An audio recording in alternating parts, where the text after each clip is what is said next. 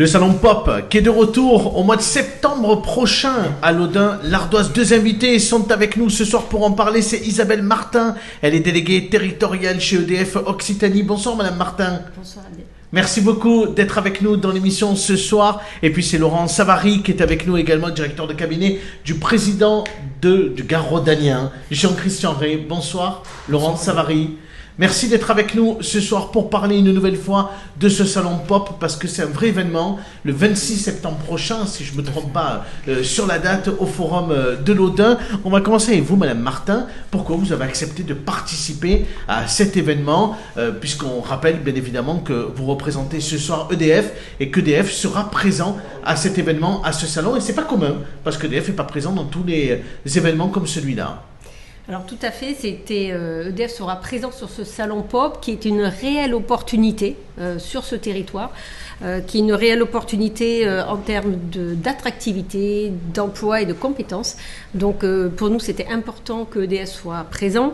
Je donnerai quelques chiffres, c'est quand même EDF sur ce territoire, et notamment c'est 200 000 emplois sur 10 ans dans tous les métiers, que sont les métiers de la transition écologique, du nucléaire, donc il y a le renouvelable, il y a tous les métiers de la décarbonation, et c'est plus particulièrement 100 000 emplois sur 10 ans dans le nucléaire.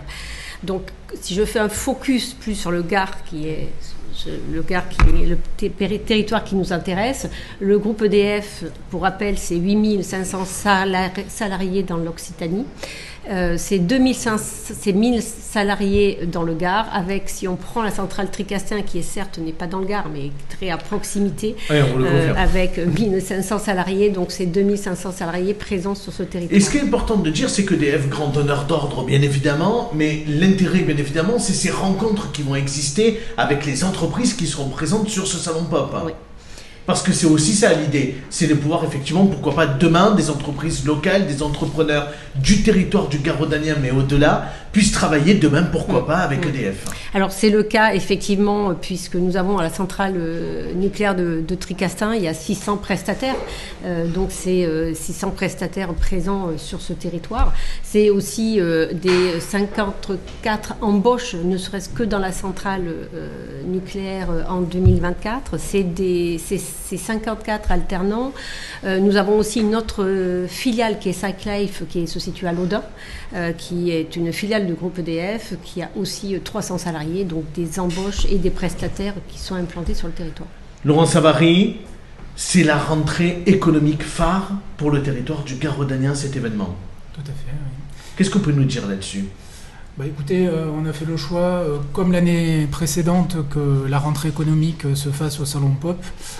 Avant que le Salon Pop existe, on va dire que c'était un peu renversé. C'était le collectif qui venait sur la rentrée économique. Et quand le président du collectif, Vincent Champetier, a souhaité se lancer dans ce grand salon, c'était tout naturel qu'on fusionne entre guillemets les deux événements pour donner plus de valeur et plus de relief à cet événement qui se veut, je crois, maintenant, par rapport au premier succès, au succès de cette première édition, devenir un marqueur territorial. Et puis les EPCI, Frédéric Pastor connaît bien ça, avec Nîmes Métropole, c'est la même chose pour l'agglomération du Gard-Rhodanien. Il y a une question d'attractivité du territoire, d'attractivité économique. Votre job, le job de l'agglomération du Gard-Rhodanien, c'est d'attirer des entreprises pour qu'elles viennent s'installer sur le territoire. Exactement, vous avez raison Abdel, c'est tout le sens aussi de ce salon qui se veut ouvert, pas juste refermé sur le Gard-Rhodanien, mais sur le Gard en général et même sur les territoires limitrophes. Je pense que l'engagement de la CCI à nos côtés et aussi la région qui porte aussi le développement économique sur cet événement souligne l'importance justement de ce salon. Et la présence d'EDF aussi témoigne de cette attractivité.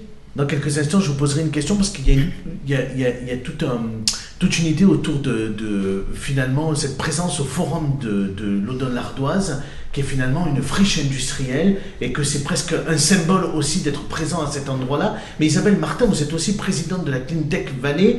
Et cette Cleantech, est-ce que vous pouvez expliquer à nos téléspectateurs, ceux qui vont regarder l'émission dans quelques jours, c'est quoi la Cleantech Valley? Alors, la Cleantech Valley, c'est une association qui a été créée en 2019. Elle a une spécificité, c'est que elle a été créée lors de la fermeture de la centrale thermique à Aramon. Donc, elle est située à Aramon, au pied de la centrale thermique, qui est maintenant fermée.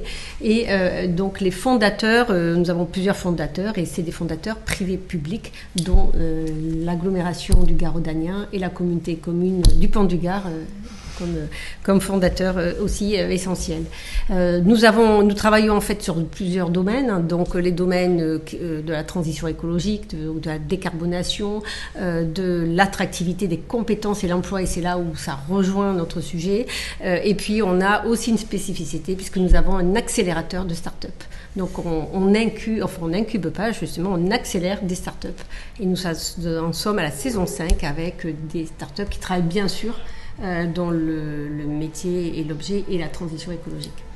Laurent Savary, on dit un mot sur la question autour de cette présence à l'Audun-l'Ardoise, sur cette friche industrielle, parce qu'il y a une volonté aussi à un moment donné de redonner du souffle, de redonner vie à ces territoires qui peut-être à un moment donné, ces espaces-là industriels se sont perdus. Oui, tout à fait. Je pense que le territoire s'inscrit vraiment dans cette volonté nationale de réindustrialisation de notre pays, autour notamment de la souveraineté énergétique.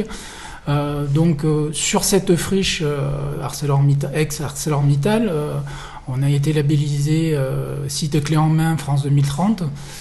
C'est le seul du département, donc ça souligne tout l'intérêt de ce site, de son embranchement fluvial et ferré, et je pense que c'est aussi une belle opportunité pour les futurs projets industriels qui ne sauraient tarder à venir.